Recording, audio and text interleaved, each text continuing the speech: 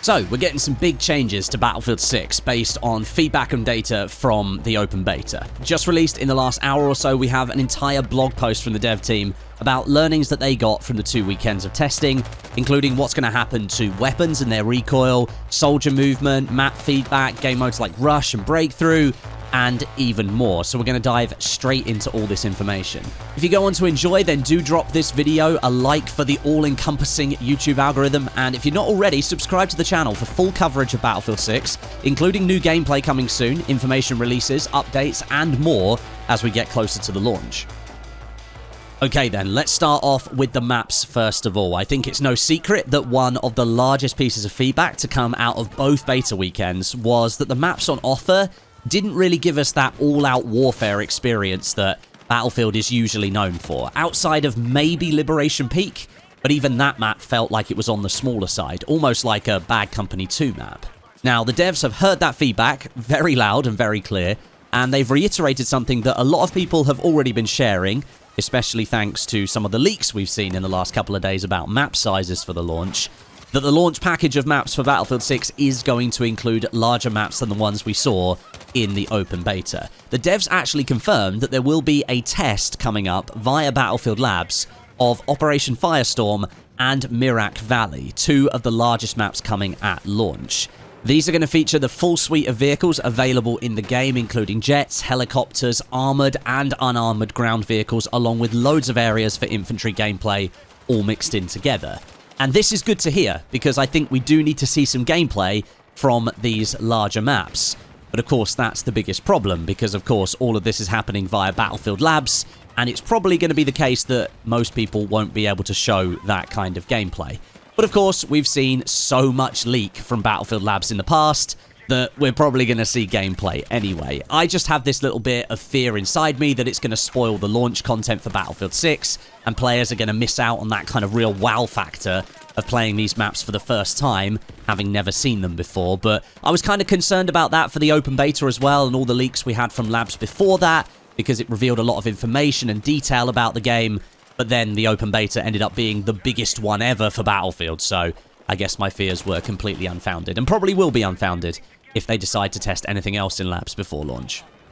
The subject of gunplay was touched upon in the blog post, including details on time to kill, time to death, recoil, and overall balancing. So when it comes to time to kill and time to death, the devs are actively working to resolve various issues that were reported by players during the beta, and what they were able to observe via data as well, which is great to hear. But right now, there's no definitive changes being made in these areas, so if something does change, we're going to get another update from the dev team about this sort of stuff. When it comes to general gunplay, the open beta revealed several issues with the current gunplay system that the team wants to resolve for the launch, including several balance issues for specific weapons. I'm looking at you, M87 shotgun, and various problems around the way that players interacted with the weapons themselves. The team wants to deliver a more consistent experience across the board without these glaring issues presenting themselves, and we already know there's been an updated general pass on recoil that unfortunately didn't make it into the open beta. However, there's now work being put into the tap-fire experience across all of the weapons in the game. And I think we can say that from the open beta, tap firing was extremely powerful. It presented you with an almost foolproof way to eliminate a weapon's recoil, and that is being fully addressed for launch. The devs want to make sure that every weapon feels unique to use and has their own space within the range of combats on offer in the game. Some of you might have noticed just how far-reaching some of the SMGs could be, despite them primarily being used as close-quarter dominant weapons. So I can imagine some of those weapons will now be heavily worked on for launch. And mentioning the shotgun, yes, it was clear and obvious just how broken that weapon was. The devs have specifically mentioned it in the blog post. It's now going to need more pellets to land on target to secure a kill, which is good news. Now, the blog post has also touched on the movement systems in the open beta. The devs felt there were some areas that allowed for a little too fast a pace to be set by certain players who had more advanced knowledge of the movements that you could achieve with your character. So, without trying to sound like someone who's here to ruin the party for you, I am just the messenger. I'm now going to tell you what the devs are going to do for the movement in Battlefield 6 at launch. Essentially, the devs want to try and flatten out and balance the movement speed across the game. So, for example, horizontal movement speed, which could be carried from a slide movement into a jump, that's been reduced somewhat. This is to make sure that the movement that you see in front of you from other players is a little bit more readable and traditional to what Battlefield has always been like. There's also been a greater penalty applied for consecutive jumps, essentially bunny hopping, which is going to lower the height of jumps if they're spammed over and over. Firing your weapon whilst jumping or sliding is now going to result in decreased accuracy. And the idea behind all of these changes, as I've already mentioned, is to make movement more readable across the board and to make the movements more situational, rather than something you can simply spam to get yourself out of a situation you ought not to be winning from. Directly in gunfights now, you're going to find jumping and sliding whilst trying to shoot back not being as powerful as it was in the open beta, and instead those movements might be best utilized to simply get yourself out of the line of fire. Now, as I said, I am just the messenger here, but the devs are aware that nerfing movement mechanics does somewhat reduce a skill gap that is present currently in Battlefield 6, but they're already saying they're not doing it to such an extent that good players still won't be able to take advantage of those movements. It's just that in the open beta, those movements, the devs feel, were too powerful and did allow you to win gunfights in scenarios where the person shooting at you should probably have won those gunfights instead. Now, I have already seen Florian Drunksy on Twitter responding to some of the concerns from some of these movement kings who don't want movement nerfed in Battlefield 6. He's saying that it's difficult to give a feel of what we're doing through a blog post, but the movement changes are far from drastic. They're very localized adjustments to specific parts of movement where things could get too extreme. We want to retain depth and skill expression with movement. So take that for what it is. Give your feedback down in the comments or on social media. But those are the movement changes they're doing for Battlefield 6. And that's where I'm going to leave that topic. Now, let's move on and talk about some of the feedback on different game modes from the open beta. Starting with the matchmaking options for open and closed weapons. The devs have reiterated that when Battlefield 6 launches, both of these options will continue to be available for matchmaking. So, regardless on how you like to play, if you like playing with your classes with locked weapons, and their signature weapons being the only option alongside a couple of other options, then you can play that way. Or if you liked the way that most of the open beta seem to be pitched, which is that you can use any gun you like on any class, there will be matchmaking options for you there as well. When it comes to specific game mode changes, I'll start with Rush, and I think the feedback that a lot of people were giving from the open beta was heard by the development team. There's going to continue to be a more focused, tactical, methodical style to the game mode moving forwards, which is why, at least right now, the devs are going to stick with a 12v12 player count for Rush. And I have to say, I think that's a really good idea. Rush debuted back in 2008 in Bad Company. It was called Gold Rush back then. It was a 12v12 game mode, where, believe it or not, at that time, the MCOM stations were not only armable objectives, but they were also susceptible to destructive damage, so you could actually throw C4 on them and wear down the timer, so that when you armed it, it wouldn't be the 30-second countdown. And I might just point out, I said in one of my previous videos that Rush timers were always 45 seconds.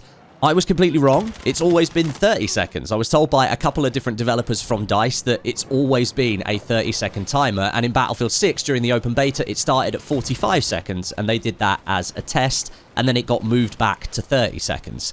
I think the reason I felt like it was always 45 is because it just gets hugely tense as soon as you arm the MCOM, and it feels like the time goes by really, really quickly, but apparently, it always used to be 30 seconds, not 45, so my mistake. I'll hold my hand up.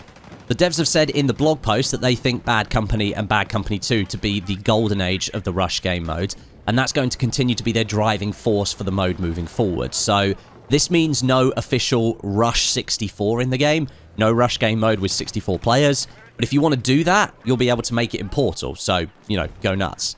The devs want to ensure the gameplay feels tactical and methodical for the official experience. Now, perhaps unfortunately, or perhaps it's just simply too early to hand out this sort of info, there wasn't any sort of specific map layout changes mentioned in this blog for the Rush game mode, which for me was the biggest issue during the open beta. Maps like Empire State and Iberian Offensive, they didn't offer anywhere near enough space for the kind of gameplay that Rush is supposed to exude to even take place.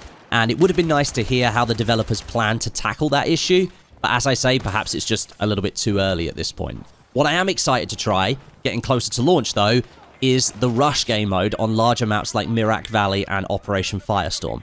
Both of those maps are in the upcoming labs test, so I wonder if we'll get a chance to test them out on the Rush game mode. That'd be pretty cool.